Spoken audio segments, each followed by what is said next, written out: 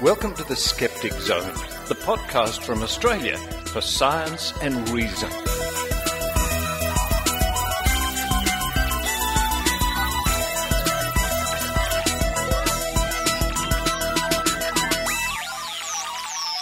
Yes, it's the Skeptic Zone, episode number 137. Wow, how time flies. Episode 137 for the 3rd of June, 2011. Richard Saunders here with you, still in Sydney, Australia, which still exists like the rest of the world, and people weren't floating in the air because of the rapture that didn't happen.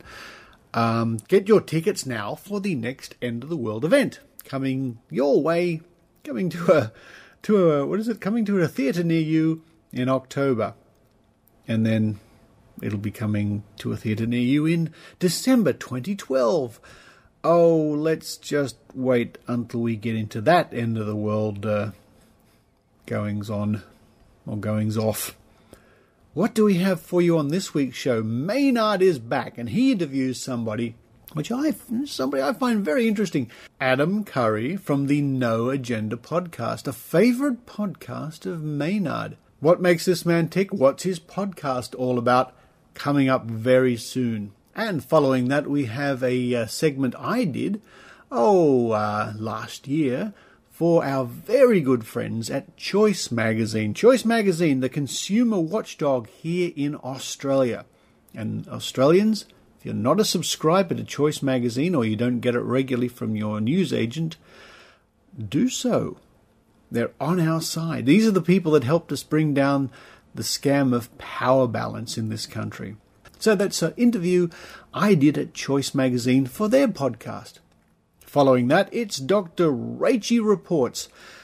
Now, we are so proud of Dr. Rachie. She had a piece published in the current issue of Cosmos Magazine. Again, if you're not a subscriber or you don't get it at your news agency, that would be your next step. Cosmos Magazine, Australia's premier science magazine.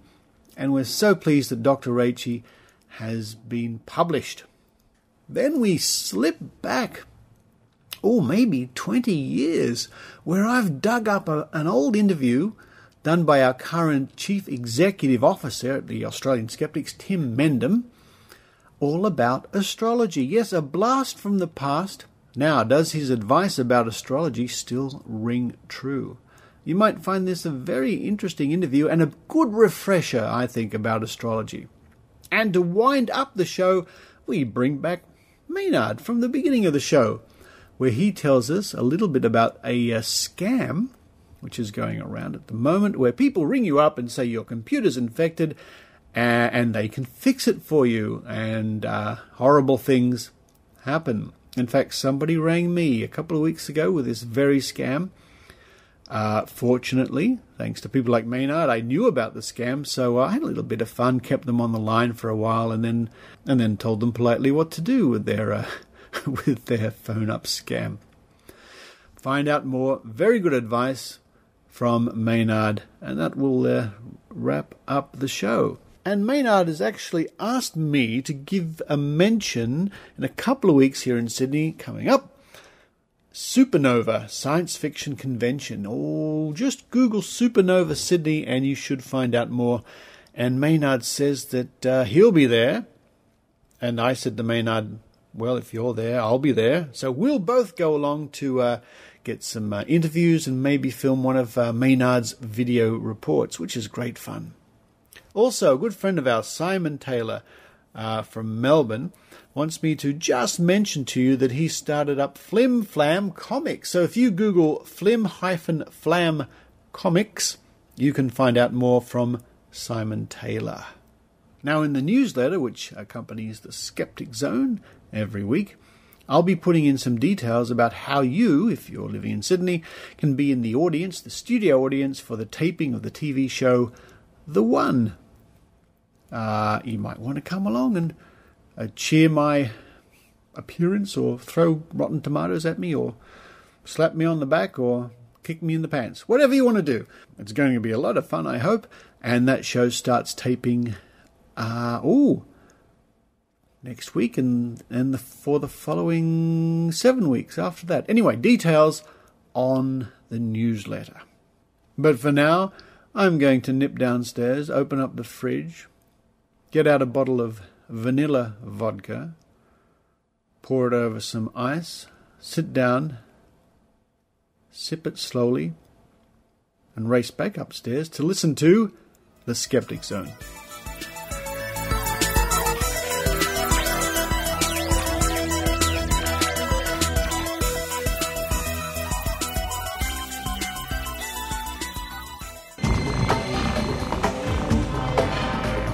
Here's Maynard's spooky action at a distance.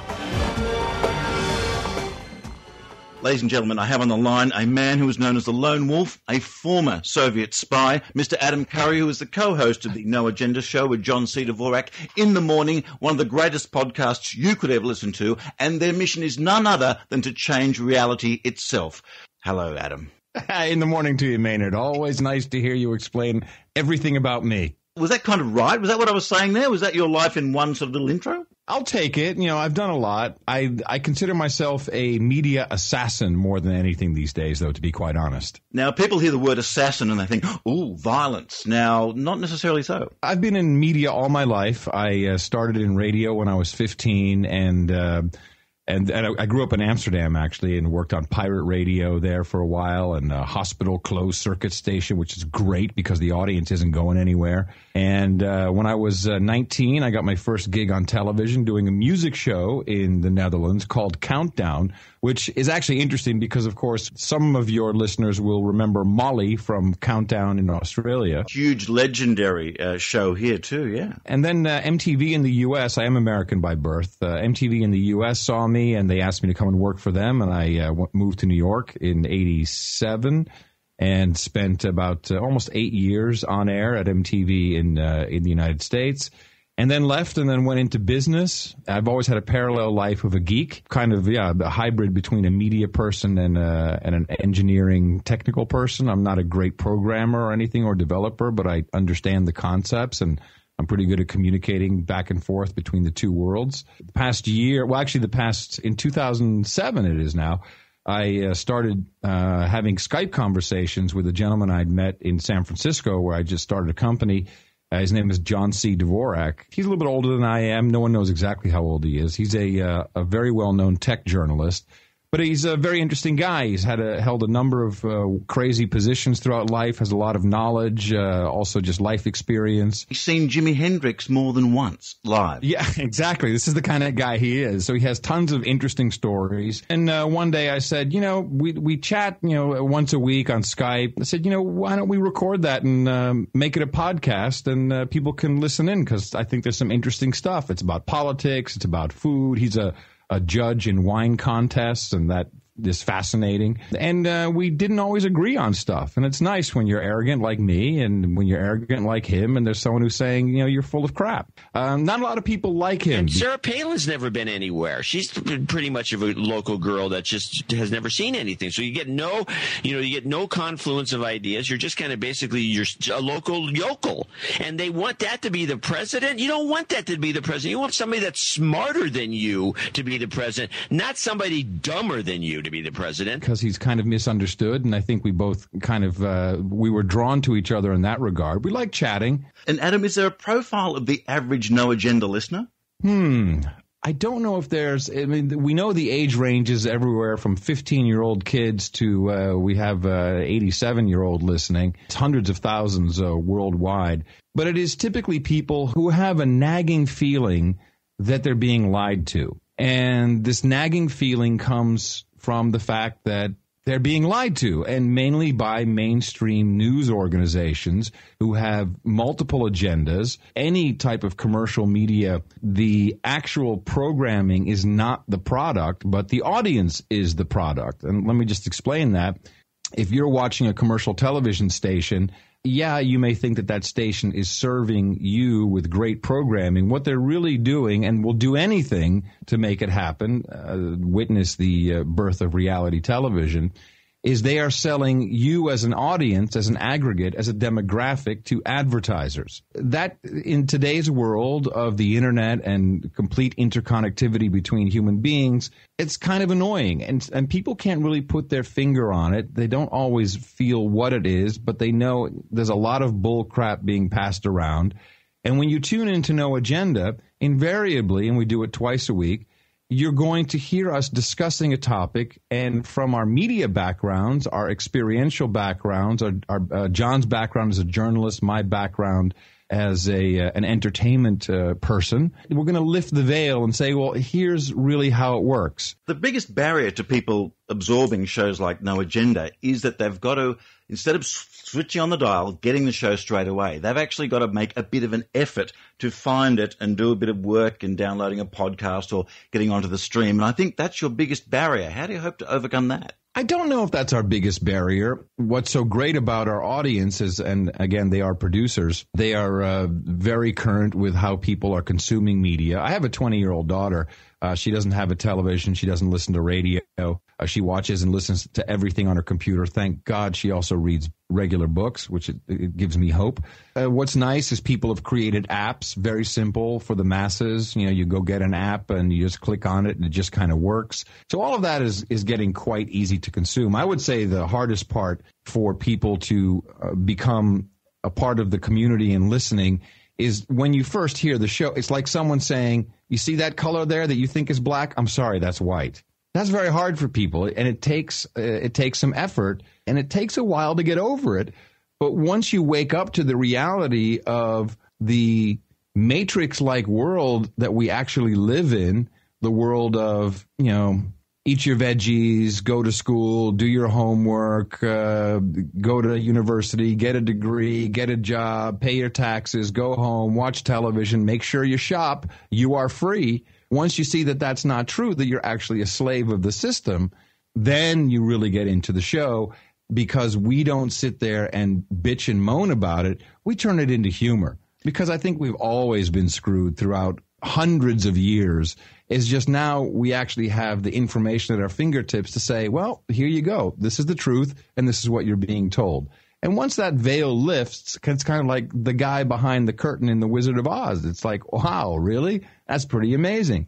And you feel better about yourself, because you can then watch news or television or whatever messages are being propagated around you, and you can kind of laugh and say, I know what the truth is. As long as you know it, you may not be able to change it, and I don't think we're changing the world necessarily, but we are changing people's reality, and your reality is yours, and it's your truth. You're listening to Adam Curry, co-host of the No Agenda Show at noagendashow.com. Adam, with that heavy weight on your shoulders, you say you deal with humour. How do you feel on a daily basis when you know most people are accepting what they call consensus reality, and you're seeing another way that people just never see? I feel very happy that for every person who we turn on to our reality, let me put it that way, it delights me that that is happening. I feel bad for people who don't see it or don't see it yet. I also see it as a challenge. Your listeners might be interested to know that, of course, we don't have any commercials on our program. We do it twice a week. It's 2.5 hours, kind of when we run out, then we're done. It's Thursday morning in the United States and Sunday morning. In order to do this work, we can't, my co-host John and I can't really do anything else. So we started a while back and we said, well, this is value for value. If you like what we're doing, you're going to have to support us. And just like Hollywood, we'll give you a credit if you fund our program. So if you watch any television program, you'll see credits. You'll see executive producer and co-executive producer and created by and co-creators and all. Sometimes it's the first 5 minutes is just titles. These are the people who have either done something for that program, but typically have financed it. Credit is an important thing to people. It means a lot to them. And it means a lot to us. We've taken it a step further. Since in the United States we can do this, we also offer knighthoods. So if you've supported the show. Right, because it's almost impossible to become a knight, a sir of anything in the US, because you're not English subjects. So why not create your own? Yes, and who says we can't, right? I mean, you can start a church. You can become a minister of your own church. That's perfectly legal. So we have knighthoods, and we measure that by support of the show in excess of $1,000. And you join the No Agenda roundtable of the knights. And we also have dames. In a way, it's a status symbol, but there are certain responsibilities, and the knights do look out for each other, and they do have, and they're all around the world. We hereby knight thee, Sir Michael Garcia, Knight of the No Agenda Roundtable. Please join us here with other knights and dames. Protect your country, be free, and enjoy our hookers and blow. Is that music different? Yeah. Yeah, someone sent it in. It's a little more dramatic. I kind of like it. It was kind of nice. So every morning when I wake up, I am thankful, and I think my rent was paid by the people who value the work that I'm doing. It's a very old-fashioned media model, yet very futuristic, and it's working, and that can only be because the audience is not the product. The actual product we are bringing them is the product, and they like it. Why do you think people are so suspicious of the official Osama bin Laden assassination story? Well, almost immediately people are going, nah, that's not right. They don't believe it straight up. Well, they really fumbled a lot on this one. Already, this is not being discussed. First, it was, we went in and he used a woman as a human shield. And then all of a sudden, actually, someone jumped in front and he was unarmed. So they had to retract all of that. So when you come out with your initial statement and you have to retract it, that's not necessarily a very good thing. Also, we threw the body in the sea, part of a Muslim burial ceremony. I know a lot of people who practice Islam who live in the sea. I think usually they're buried in the desert with their head towards Mecca. So we don't have a body. We don't have the evidence. We're not going to release the pictures. All of this. I think in general, though, in the United States, I think people do believe that he was killed. The way, how, and why that's questionable. You know what? What's more important is, there's a new episode of the Kardashians coming up. People are just so anesthetized that they don't even care, I think, anymore. It's like, okay, ding dong, the witch is dead. Whatever, move on next. Oh, they're probably going to start attacking us here in the homeland, as we call it. So, now I guess we should, we need naked body scanners when we go shopping or go to a sporting event or get on the train now being proposed. They've been beaten into submission. Now, there's a lot of people who are skeptical in general about Osama bin Laden, and that's been going on for years and years and years. The timing of this was very interesting. Unfortunately, most people shrug and go, whatever, okay, maybe not, I don't care. I have to say, by the way, I love Australia. I was there for 2 weeks doing a documentary in the early 90s. To me, it was the perfect mix of kind of old world British tradition, which is logical why some of that's in there, American commercialism. I love your malls, but also something very Dutch there as well, having grown up in the Netherlands, something we call gezelligheid, which is it doesn't really translate, but it's kind of coziness. And my fiance and I have discussed many times, not only paying another visit, but actually would consider a move. Look, and we've got a sense of humor about even the most serious things. This is so incredibly important. The sense of humor is really what it is. We're losing that in America. I think that we're trying to bring some of that back. It's not cynicism, though. In the United Kingdom, it's cynicism. And it's just like, whatever, bohica, as they say. Bend over, here it comes again. They've given up. You need to have a fair or a healthy dose of humor, but also the willingness to stand up and say, I don't think so. Adam Curry, thank you for propagating your formula, coming here and hitting me in the mouth. It's quite a pleasure to do that, and anytime in the morning.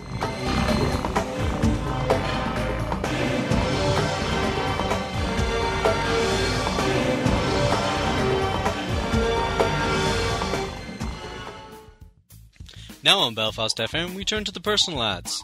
Easygoing and confident skeptic seeks other critical thinkers for fun, laughter and good times. Must be willing to apply logic liberally and a good listener. Expect something new and interesting every month. Come and meet me in Belfast in Northern Ireland.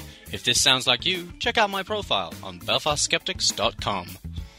Music by Kevin MacLeod.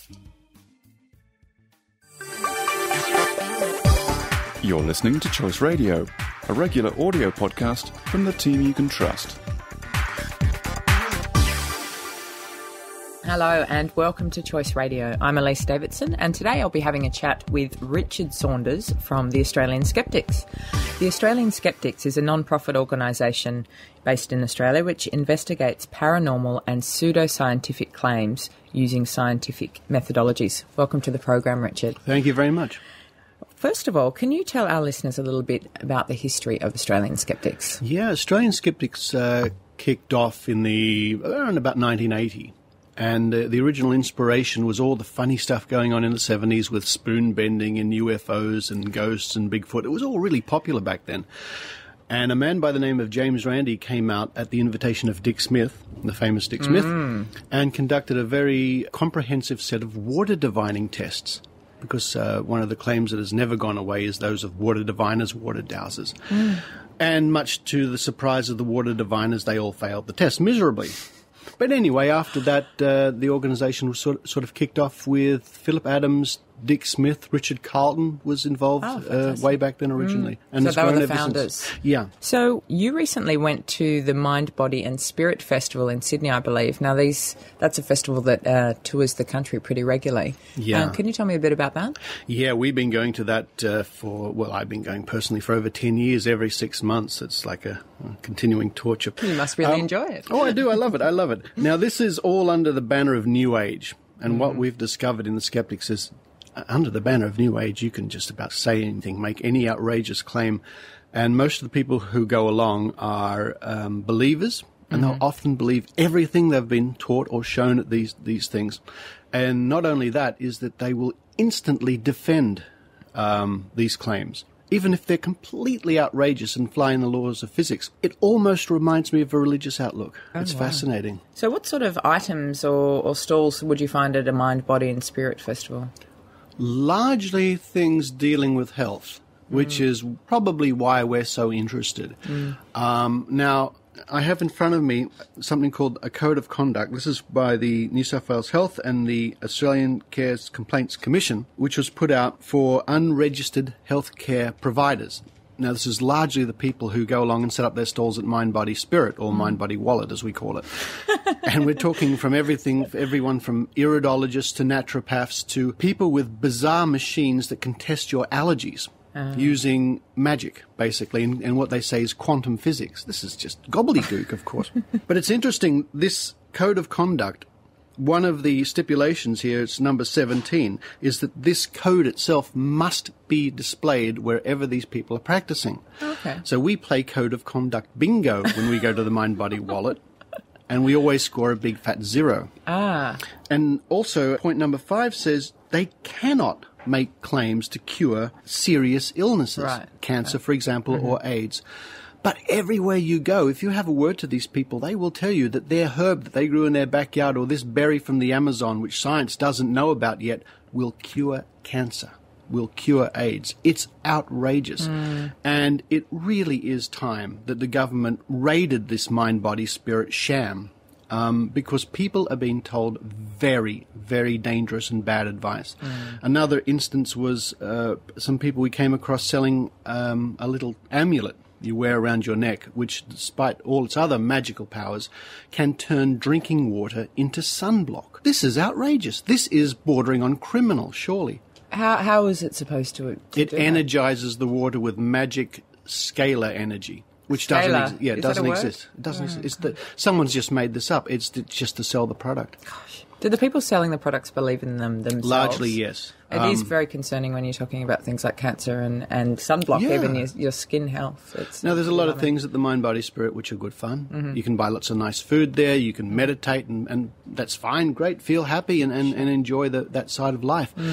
But when there are people there endangering your health, directly endangering your health, that's very serious. And year after year, we wonder, well, where are the government? This code of conduct that you were talking about before, is that a voluntary code that people can sign up to, these sort of non-health practitioners? As far as I know, this code is you don't sign up to it. This is law. If you're not involved in a body which has regulations, like doctors, for example, have a body there to take care of that. Or this is for all the people that fall through the gap, that aren't registered in a body which has a codes of conduct. This covers those people. I see. So what other protections are in place, Richard, for consumers against, not only wasting their money but endangering their health? I wish there were more. I just don't think there are enough. In fact, what can you do? You can sue the people, talk to a lawyer, ring up your local member and say, why aren't these people being stopped when they're making outrageous health claims? Come to the Australian Skeptics and we'll try to make a fuss for you. There's not enough protection. And what about the Trade Practices Act in terms of Section 74, false and misleading advertising? Is the ACCC, the Australian Competition and Consumer Commission, not going after these people because there's sort of small fish? I would expect that's right, and probably because not many direct complaints are made about them, because it's a great expression by saying from Benjamin Franklin, there are no greater liars in the world than quacks apart from their patients. In other words, people won't go to complain because they'll probably think it's their fault the cure failed. Right. It can't be the magic amulet because they have complete trust and belief in it. It's these sort of people that are leaving themselves wide open to being ripped off financially and having their health endangered. Have you got any idea how big this industry is and how many millions of dollars a year are spent on these kind of products? Let's try for billions. The alternative health industry, the wellness industry, the new age and everything that falls under that umbrella is a multinational, multi-billion-dollar juggernaut. And as I said before, it's got this wonderful protection mechanism of believers. It's quite incredible. Sure is. This has been a fascinating discussion. Thanks so much for coming in to talk to us today, Richard. My pleasure. This has been the Choice Radio Podcast. For more information on today's topic and others, visit our website at choice.com.au. Thanks for listening.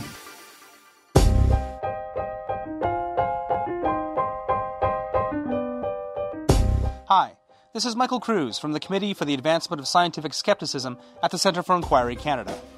CAS is committed to critically examining scientific, technological and medical claims in the public forum across Canada. Working with our expert advisors, local CFI branches, and other skeptical groups, CAS confronts the peddlers of pseudoscience with evidence-based scientific inquiry. 2010 has been a watershed year for the skeptical movement in Canada, and in 2011, CAS will continue fighting bad science in the media and the government.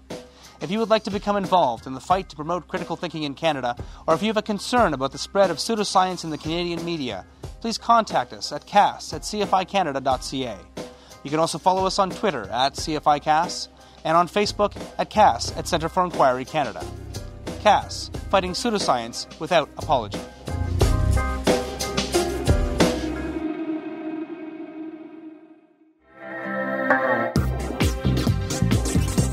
Now it's time for Dr. Rachie Reports with Dr. Rachel Dunlop. Hello listeners and welcome to Dr. Rachie Reports. Well, this month I've written the opinion piece for Cosmos magazine, which is the most popular science magazine in Australia. If you're in Australia, go out and buy a copy from your local newsagent, but for the benefit of our overseas listeners who can't get Cosmos, I'm going to read the article out for you today. It's about one of my favourite pseudosciences, homeopathy. Pseudoscience makes me mad, which is why I was so pleased to read a recent draft statement from Australia's peak health advisory body, the National Health and Medical Research Council, which said in part, quote, "The NHMRC's position is it is unethical for health practitioners to treat patients using homeopathy for the reason that homeopathy has been shown not to be efficacious." So unethical and not efficacious, these are strong words indeed. And this is actually the first time the Australian government has made such an unequivocal statement about the pseudoscience of homeopathy. And according to this draft statement, which curiously is stamped with not for distribution, the government was motivated after a similar move in the United Kingdom. Now, many listeners would remember that in 2010, the UK National Health Service conducted a review of the evidence to support continued public funding of homeopathy in Britain. This was called an evidence check and was reported in a 273-page report.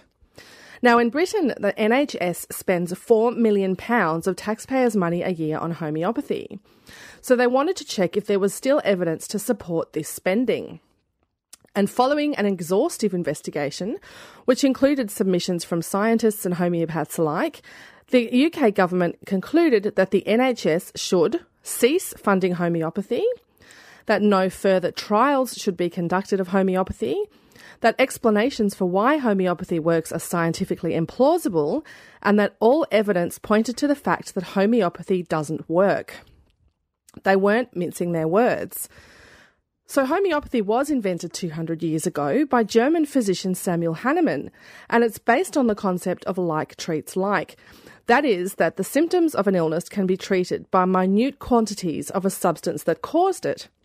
So, for example, a homeopathic preparation for insomnia might include minuscule amounts of coffee, or one for hay fever might contain tiny traces of pollens or animal fur. And to make it even more bizarre, homeopathic preparations are extremely dilute, often beyond the point where science predicts even one molecule of the original substance remains.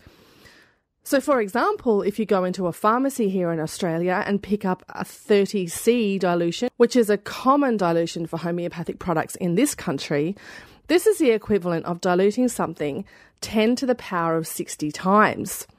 So something like, and I think this is even an underestimation, putting a drop of vodka in a pool the size of the solar system and expecting to still get drunk.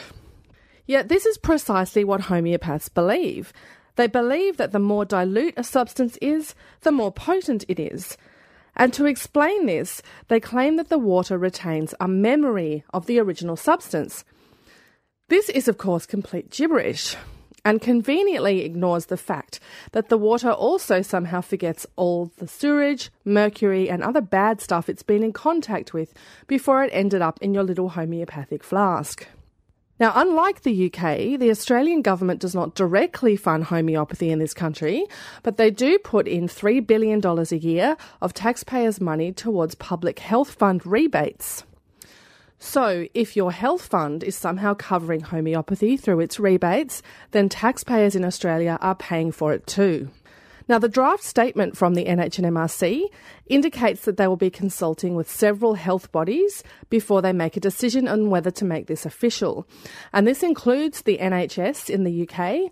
It also includes the TGA in Australia, and consumers will be consulted and patients through the Consumer Health Forum. It's also important to remember that this does not mean homeopathy will be banned in Australia. But if it is officially declared unethical and useless, there will be pressure on health funds to cease covering it. And also, potentially, we could see a move to have it disappear from pharmacy shelves, where it currently sits alongside science-based, rigorously tested, evidence-based medicines. Also importantly, this statement sends a clear message to the public that homeopathy is not medicine and should not be used instead of conventional treatment. Perhaps the NHMRC also considered two recent tragic deaths in Australia where homeopathy was implicated. One was 45-year-old Penelope Dingle, who died from bowel cancer treated with homeopathy instead of conventional medicine, and also 9-month-old Gloria Sam, who died from septicemia contracted from severe eczema since her parents treated her with homeopathy instead of conventional medicine. And as an aside, her parents are now spending time in jail for manslaughter. So homeopathy is a pseudoscience, and that is a claim, belief or practice that is presented as scientific but actually doesn't adhere to any valid scientific method, lacks supporting evidence or plausibility, and cannot be reliably tested. It certainly has no place in our pharmacies here in Australia and should not be funded by taxpayers. So if the NHMRC draft position becomes official, it not only makes scientific sense, but it will also protect consumers. And this can only be a good thing. If you're in Australia, you can pick up a copy of the June-July issue of Cosmos magazine at your local newsagent. On the cover, it's got a story about Saturn's rings. And if you're not in Australia, the article won't be available online until the next issue comes out, which will be August. So until next time, this has been Dr. Rachie Reports. Dr. Rachel Dunlop is one of Australia's foremost media commentators in matters concerning so-called alternative medicine. She has appeared on national radio and national television. Dr. Rachel is available for interviews, and you can contact her at rachel@skepticzone.tv.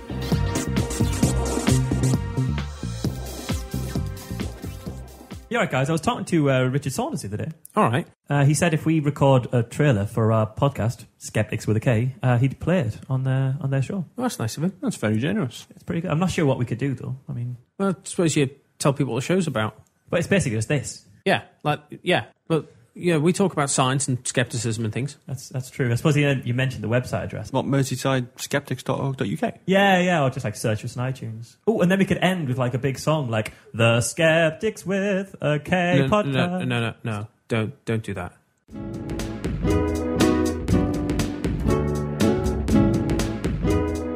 This morning we're talking about astrology. Essentially, astrology is the belief that the stars and the planets influence our daily lives, and that a person knowledgeable enough, in inverted commas there, knowledgeable enough can, on the basis of the stars and planets' positions, tell us about our future. Now, a wish to know what the future holds in store is as old as man himself, and that wish to know the future becomes a hope and vague belief that the future can indeed be known if we only have the right formula. The astrologer's product is hope, and he sells it, telling his clients that indeed everything will be all right if they can avoid certain dangers at certain times. And there's the catch, or the comforting pat on the back, depending on how you regard astrology. Well, one person who doesn't regard it that highly and claims he does have evidence to prove it is Tim Mendham from the Australian Skeptics Association. Good morning, Tim. Morning, Julie. Nice to have you in. Thank you very much. Tim, astrology today, in terms of popularity, is at a new high. The question is why? Very difficult question to answer, actually. Probably many surveys have been done to find out how popular astrology is, and it's certainly maintained its popularity over the last 3,000 years. Yeah. Although it goes up and down in various centuries, but right now we're going through a high for astrology. Probably because of what you just said about the uncertainty about the future, and people like to be comforted that not everything that happens to them is unknown, and not everything that happens to them is their own fault as well. That's a major criterion in astrology as well. Well, we're going to be looking at two aspects of the astrological argument this morning. One, is there any physical mechanism by which astrology can be measured? And number two, can astrologers do what they say they can do? Now, let's talk about the first one. Astrologers regard the planets in our solar system as being the basic force, if you like, that influence our character, and they look on the stars, or the signs rather, as forces that reflect the various changes within each planet, the forces of each planet. Now, Tim, you say that just can't work. We can't base astrology on the movements of different planets. Not really, because the major problem is with the planets is distance. Now, astrologers have for years tried to find out what sort of mechanism is involved in the influence of planets on us. And of course, there's various things thrown forward. The most common one, that's put up is gravity. Yes. It's a nice, simple force. Now, everyone knows about gravity, and you can't leave the Earth because of gravity and things like that. Therefore, it must have some influence on us. We all know about the tides being affected by the moon and the sun, and that's gravity. What, unfortunately, the astrologers don't point out is that the planets are a long way away, and the moon and the sun are a lot closer, a lot larger by comparison. Yes. Now, gravity is... I'm not a scientist, so the scientists in the audience will have to excuse me if I abuse their science. But as I understand it, gravity gets less. The further away you go from the source of gravity, it gets less. The moon is our closest body in space, so that's got fairly strong influence. The sun has got less strength. A planet is millions and millions of miles away, and it's got infinitesimal less strength. Well, this is it. Anything else? This is it. I was wondering about, say, for instance, and we already know that there's millions of stars in the universe, but the fact that one thing that astrologers can't explain is the speed light effect. meaning that it takes a long time for stars That's right. to have their light finally reflected on Earth, and of course that's millions of light years away, so we're essentially looking at stars in the past. That's so how right. can we possibly know what the constellations were when we were born, because they weren't what we were when we were born? The constellations are sort of fairly steady. What, of course, the whole problem with astrology is that they look at the constellations as being shapes, Pisces or Leo or the lion or the scales or whatever. Unfortunately, that's only true from Earth. If you move a few light years to one side of Earth, you suddenly find that those shapes aren't there at all. Because the stars they see in the constellations, one's close up, one's a long way away. You take a different angle to look at it, completely different shape. Right. So the constellations aren't really there as bodies at all. Right.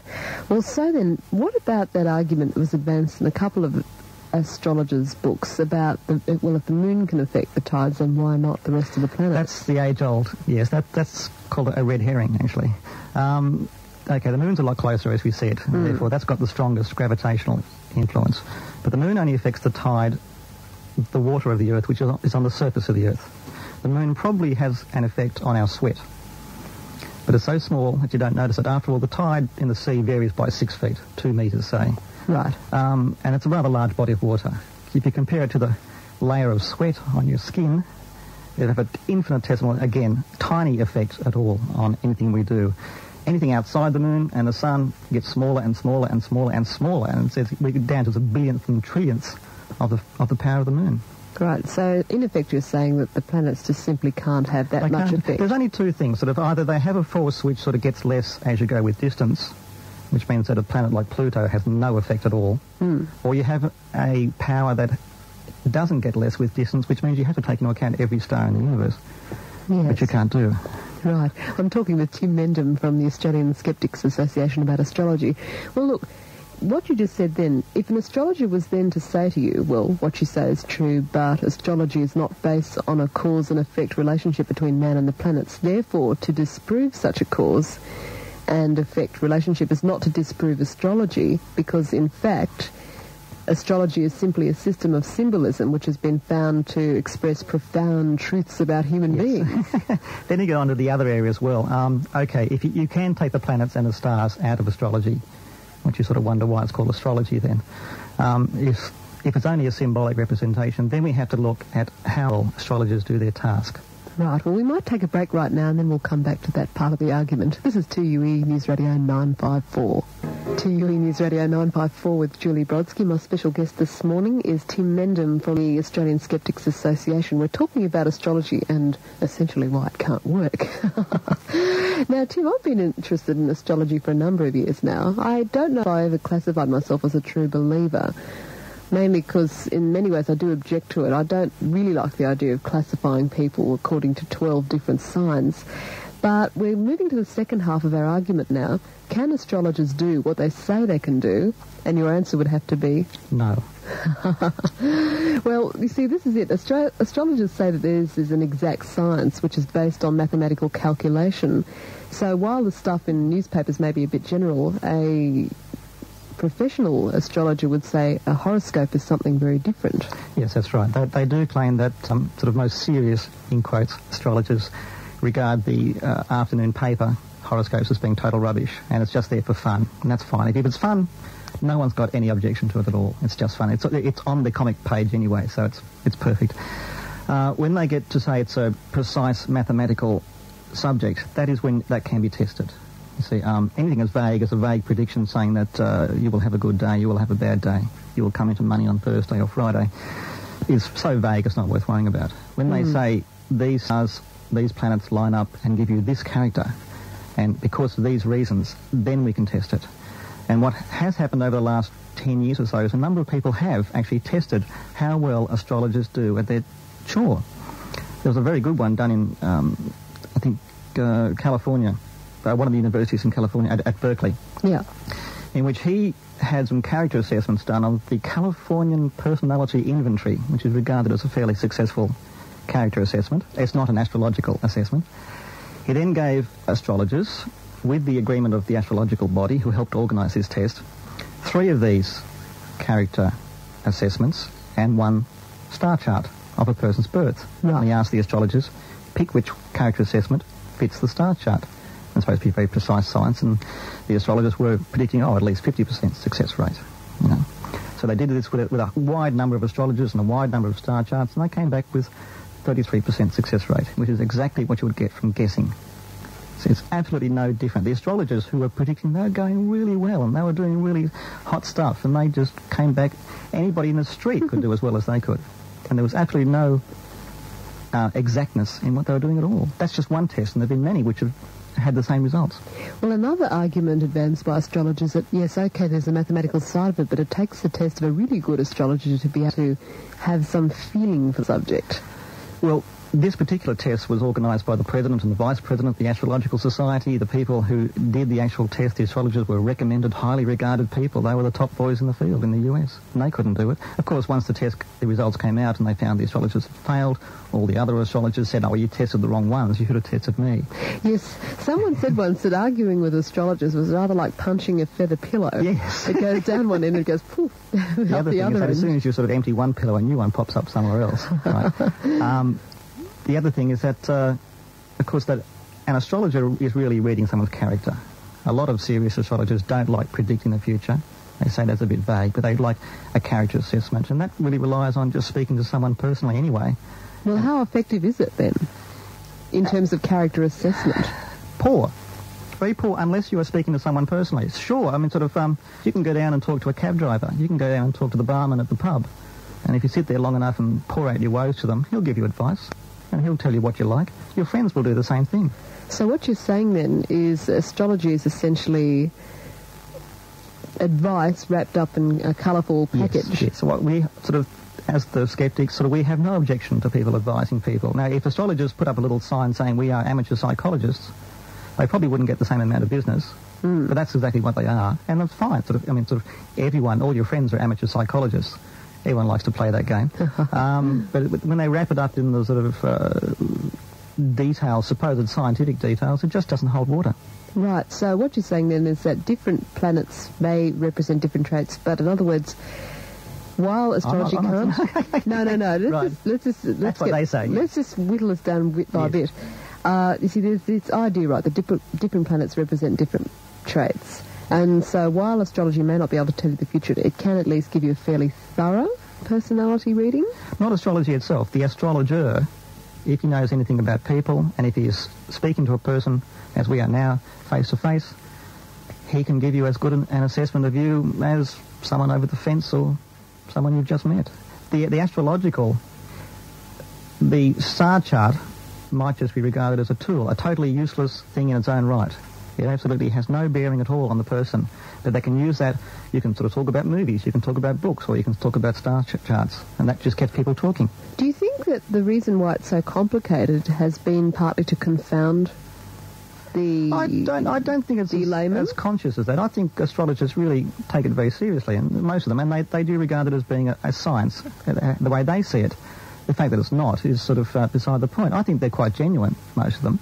Right. And they believe it, but they're working on other things as well. Well, all right then. So maybe what you're saying is that by far most predictions made by astrologers are of the don't do this or that now, but wait until later kind of advice that can be tested as good or bad, but that can always be justified by the astrologer after it's happened. Absolutely. That's what normally happens, actually, that when something does happen, you'll find an astrologer somewhere will say, well, I predicted that.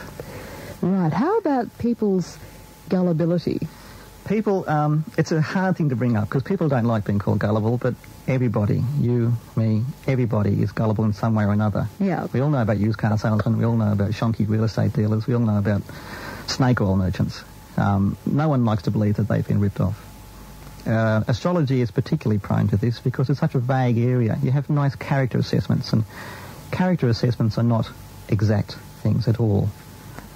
Most character assessments given to you by an astrologer is of the airy-fairy sort. Sometimes you're introverted, sometimes you're extroverted. You feel you're not appreciated at work. You can do better, but you're not trying hard enough. That applies to everybody. Have you read a number of astrology books? Mm-hmm. Which ones have you read, just out of interest? I read some by Michelle Gauquelin, who is claimed to be a major proponent of astrology. Linda Goodman? No, I haven't read Linda Goodman's. No, that's the yes, they're among the bestsellers. Yeah, that's right, the bestsellers. Yes, they tend to work on the sun sign, which is a fairly sort of simple, basic, without going into great details. Yes, and she talks about various combinations in the love sign book, who you'd be best off matched with. Yeah. And it's a fairly complicated book. I have read it. When I say complicated, she has a nice, easy, colloquial style of writing. But as far as there's a very... Oh, you see, if we get into terminology, astrological terminology, we're going to get ourselves sort of very confused. Yes. I mean, I'd like to, but obviously not everyone understands it, and I'm not sure there's really that much to understand anyway, in a sense. By the way, speaking with Tim Mendon from the Australian Skeptics Association, but look, in any discussion of astrology, right, the question we have to keep coming back to is how can we measure the effectiveness of astrological Right. I'll give you an example, if I may. Okay.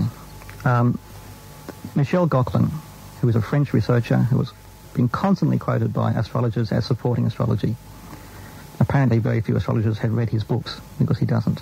He says... He's French. He's French. And he calls himself a student of the new astrology, is that That's right? He is the fellow who brought up the Mars influence. They're saying certain people with certain planets in certain houses have a certain profession. But that's it. It's as far as he goes. And that's a bit questionable anyway. But he did an experiment.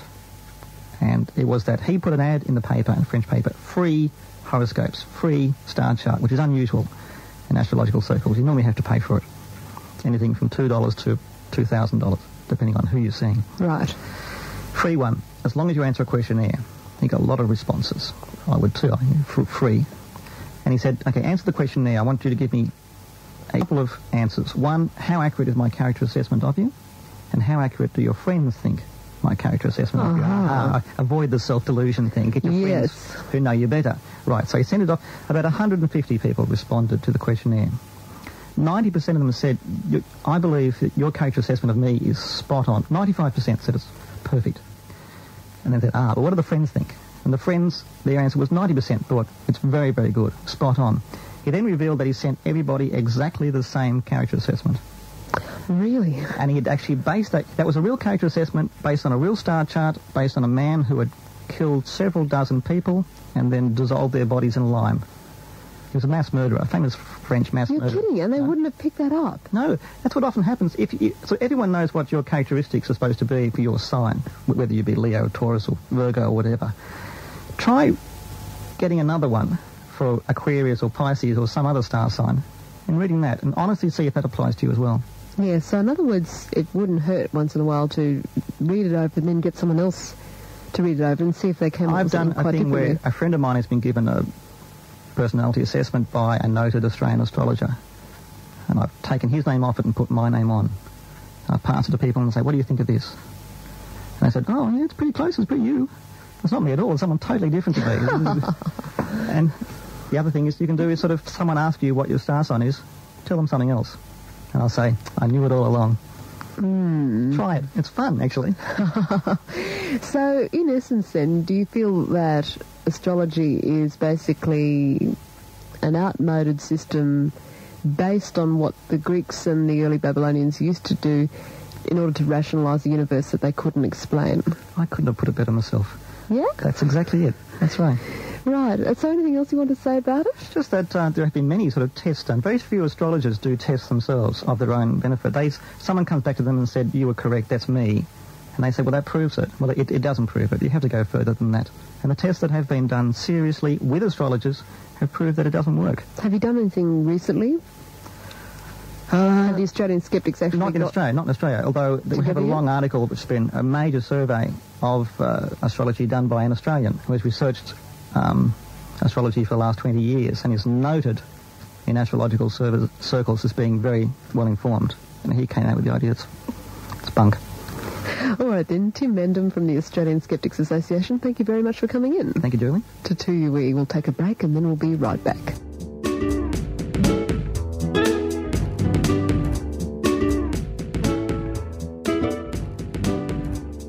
Hi, this is Brian Dunning from Skeptoid.com. The best way to share the benefits of critical thinking and science with someone who doesn't listen to podcasts is to give them a book. I invite you to check out my newest book based on selected episodes of the Skeptoid podcast, Skeptoid 3, Pirates, Pyramids, and Papyrus. 50 chapters contain something for everyone, questions you've always wondered about, and subjects to intrigue and challenge your friends.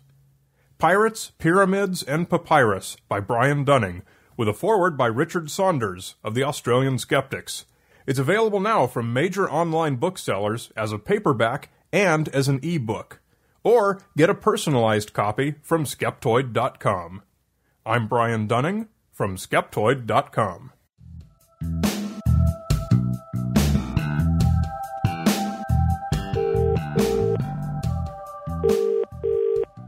Hello, Greg speaking. Hello, Greg. It's Maynard here. How are you?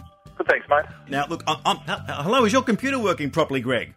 Yes, it is, thanks, yeah. Now, you called me and contacted me because there's a bit of a scam that's going around now that I'm sure our listeners would like to hear about, and also you're uniquely positioned to know exactly what's going on. Tell us what you do as a living and how you got involved in this particular scam. Or you may have busted it, man. Oh, I haven't busted it. It's out there, and it's a lot of people are getting affected by it. Well, what's going on? And tell us what happened with you. Well, I've got about 30 clients that have had phone calls from people from the subcontinent pretending to be computer repairers. And you work in the IT area yourself, and these are your clients. Business. That's right, yeah. So I then get phone calls from people after the event saying, I took this phone call from this person, and now I'm worried that my computer's dirty. And I've had one client lose $600, another client $260 out of their credit card. Another client, they attempted to take $12,000 out of their bank account. Now, tell us exactly how this scam works and how these people expose themselves to losing money. Well, what happens is they phone up people that don't know too much about computers and say, oh, we're from such and such a company, and your computer has been reported to have a problem, and unless you fix this, then you're continuing to have problems, and we can help you fix it.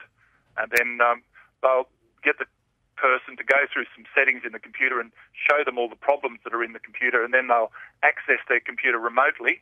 And, we're not sure what happens to that, but sometimes they're maybe putting things into the computer, and sometimes they're taking information out of the computer without the person's knowledge. So these are mainly Windows computers. Is there any particular version of Windows they're targeting? No, they're getting everybody. And tell me, do you think they're getting into their bank account details and that's how they're getting it? Well, there's certainly that indication in certainly one case, because 2 weeks after they accessed the computer, they attempted to take, as I said, $12,000 out of someone's bank account. And you've gone into a few of these computers. Are they Trojans? Are they key copiers? What are they sending off? They're all kinds of things. More importantly, though, you can't keep your computer in a state of not knowing whether it's clean or not. So you've got to run software through the computer and make sure that there's still nothing, that there's still no possibility of someone accessing it remotely.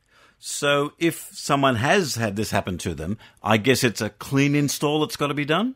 Well, that's the risk you take. If you don't, can't be confident you've got it totally clean, you might need to do a reinstall of Windows.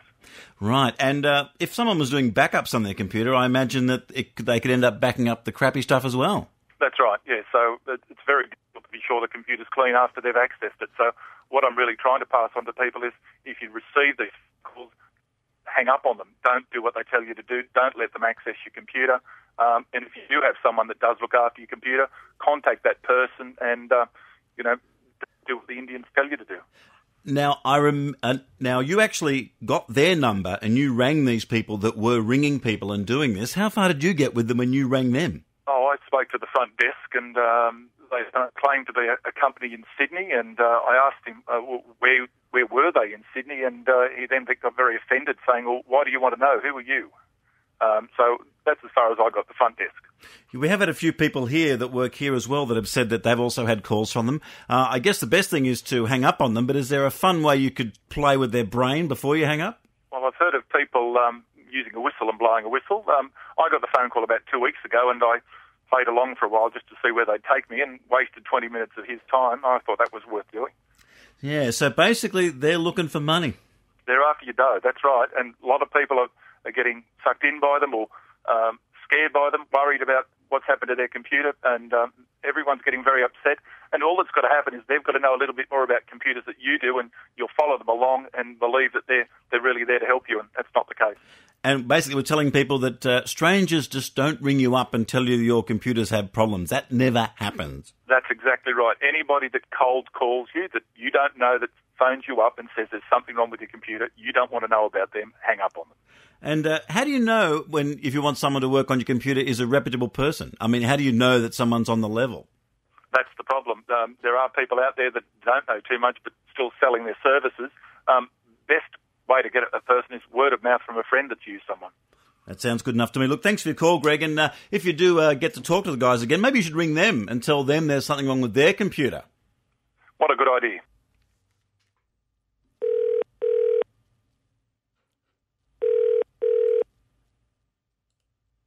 Thank you for calling customer care for Windows users. How may I help you? Hello, yes. Look, a friend of mine just said that he had some trouble with his computer, and I'm very concerned that I might have some trouble with my computer too. And you guys do that sort of thing, do you? No, sir. This is the customer care department. The customers who have signed us with our company, they are only provided with this number.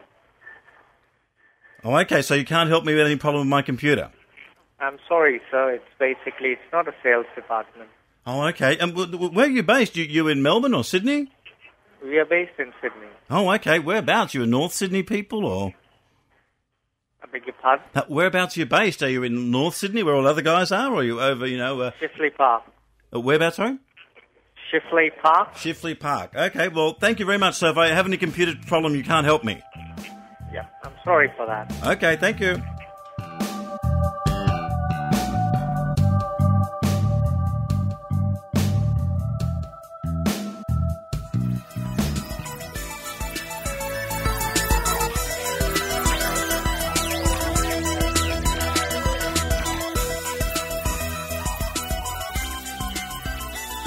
Thank you for listening to the Skeptic Zone. A big thank you to Maynard for his contribution this week. And to thank Maynard, you can visit his website, maynard.com.au. Check out his videos and his podcast. That would be the thing to do. Thank you, Maynard. 2 thumbs up.